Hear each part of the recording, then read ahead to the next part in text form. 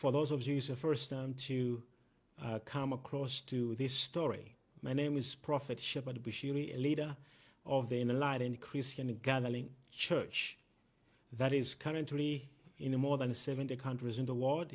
And according to our recent census, we have recorded about 7.8 million people who have registered online as members globally, and about 3.2 million people have registered as members in South Africa alone. I went to South Africa in 2015, where, among others, I have a ministry that I was running, and I'm still running until now. And also, I'm a businessman who do different businesses. And when I came to South Africa, our ministry grew rapidly. And because of that, we have, I can say, both positive side of it and negative side of it. Yeah, being a young black person, having success has attracted different attractions, and some of them are positive and some of them are negative. But that's a story of another day. But the main issue I want to address today is I am currently in Malawi. I came here the night of Wednesday this week. I came here for a few reasons. As we are all aware, and that I have got cases in South Africa that I have to answer. And as I promised, that I do not want to abscond from any trial in South Africa, and I will not, because it's a wish of every person to have a fair trial and to have their innocence proved before courts. I believe in the law, and I'm a law-abiding citizen. But the events that have been happening in South Africa are so much uncalled for, and I can call that I can say that there are a lot of injustices that have been happening in regards to my constitutional rights as a human being.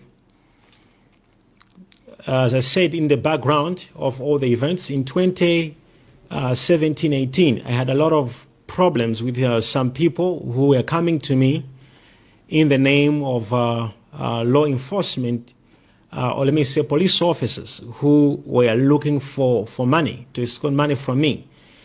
These people gave me tough time to extort money from me, and I opened cases against them with the IP department in 2018 in South Africa.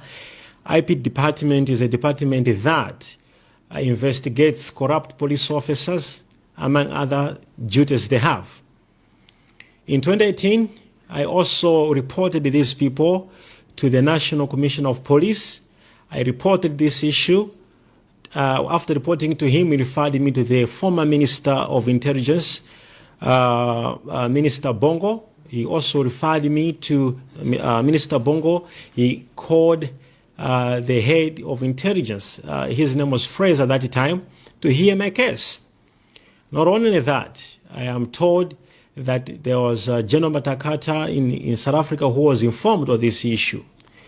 In 2018, when this thing was not being done, we went to the Inspector General of Intelligence as well to report this matter, that there are people who want money from me, and they're saying if I don't give them money, I will be arrested and I'll create so many cases against me.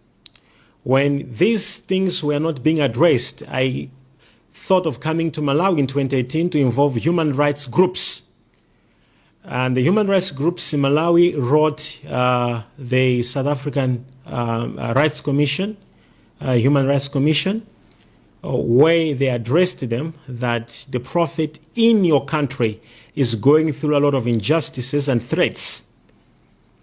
These threats continued to a level whereby in 2018 I had to, for the safety of my kids, send my kids back home to Malawi. And as I'm speaking to you, they've been here since 2018. At that time, one of my child was 4 years and one was 6. But because of the threats I was getting from these people in exchange of money and or arrests, I had to send my kids to Malawi, though they were very young. I had to send them to Malawi for safety reasons. As I've said, I informed a lot of agencies in South Africa, including the National Commission, the Minister, the IPD department that opened the case against them. The human rights groups in Malawi wrote the South African Human Rights Commission, and the South African Human Rights Commission also wrote the judge president of the Hawks, informing the office what I was going through. That is in 2018.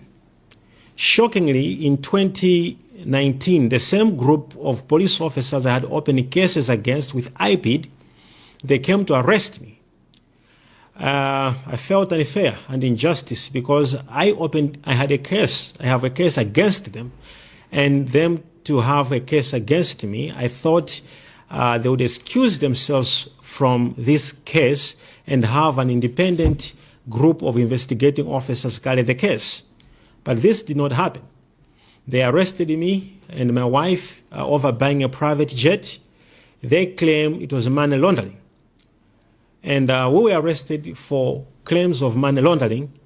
Of course, though, eventually in the court indictment, there was no money laundering.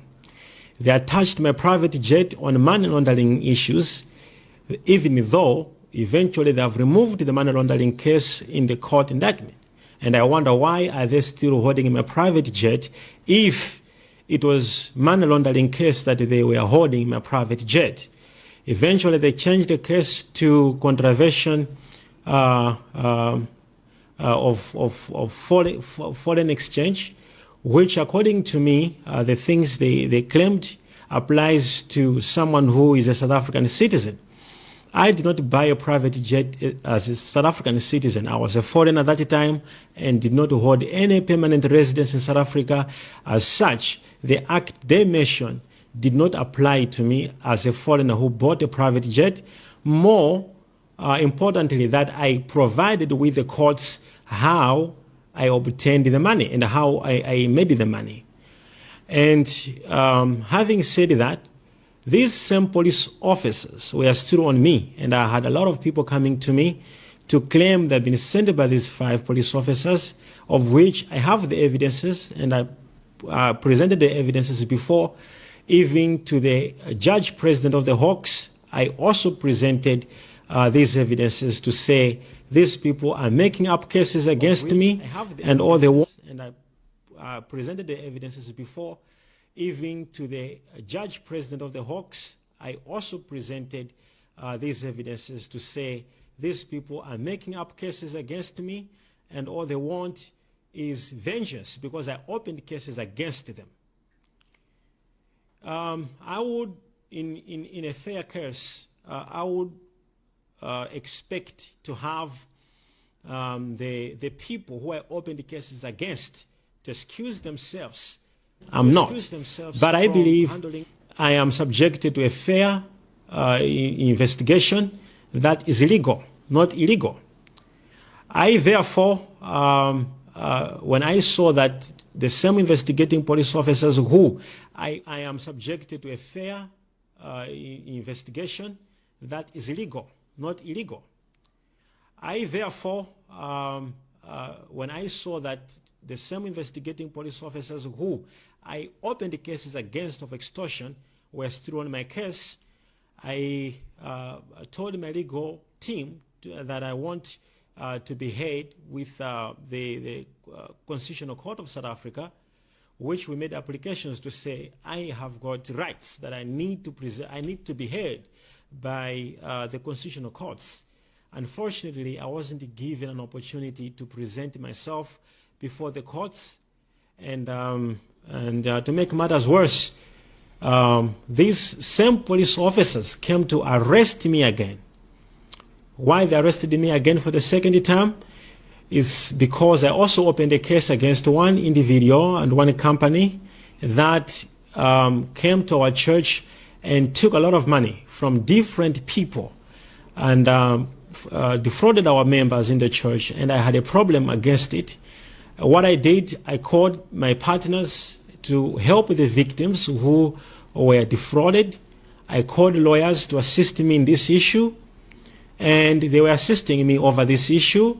We even went forward to approach the National Prosecution Authority that there are two groups of people that are defrauding our people.